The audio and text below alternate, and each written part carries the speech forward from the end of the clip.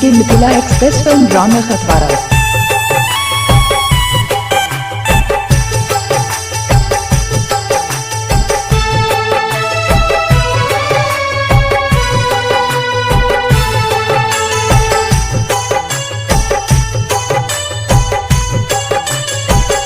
जन्मो जन्म के ऊ जन्म के तोरे साथ रही हम,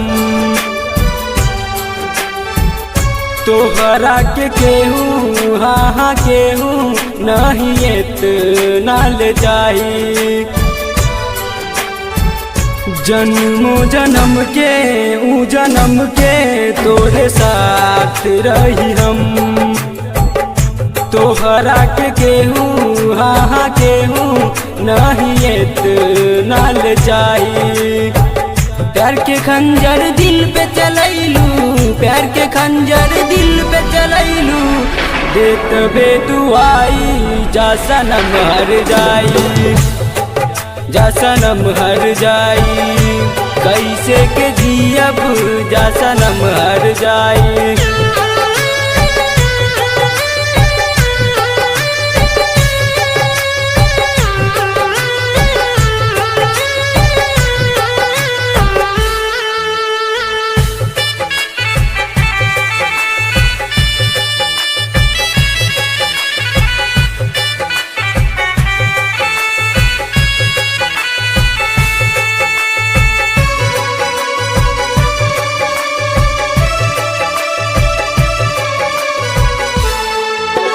ससुरा तू चल जैबू, हमके भुला ना पैबू, जाके तू पियाबा के से जिया सजैबू। डीके मिथिला एक्सप्रेस फिल्म रौनक अखबार।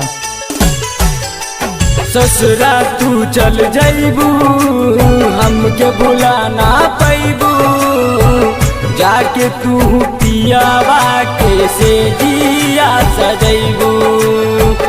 हमको खुद ही छोड़ गइलबा, हमको खुद ही छोड़ गइलबा, हमर परछाई जा सनम हर जाई। कैसे के जियब जा सनम हर जाई।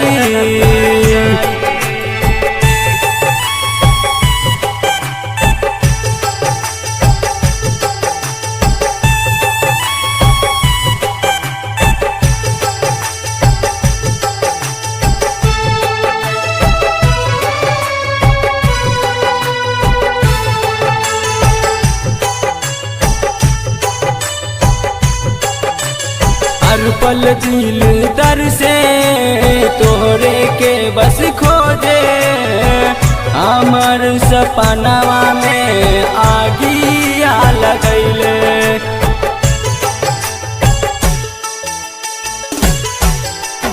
हर पल दिल दर से तोहरे के बस खोजे, हमर सपनवा में आगिया लगैले।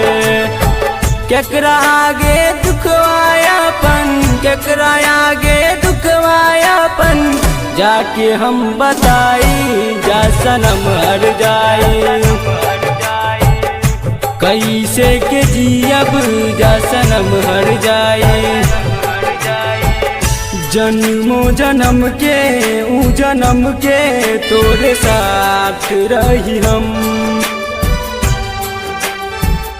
तोहरा के केहू हाँ केहू नहीं इतना ले जाई। जन्मो जन्म के ऊ जन्म के तोरे साथ रही हम, तोहरा के केहू हाँ केहू नहीं इतना ले जाई। प्यार के खंजर दिल पे चलैलू, प्यार के खंजर दिल पे चलैलू, देत बेदुआई जा सनम हर जाई, जा सनम हर जाई। कैसे के जियब जा सनम हर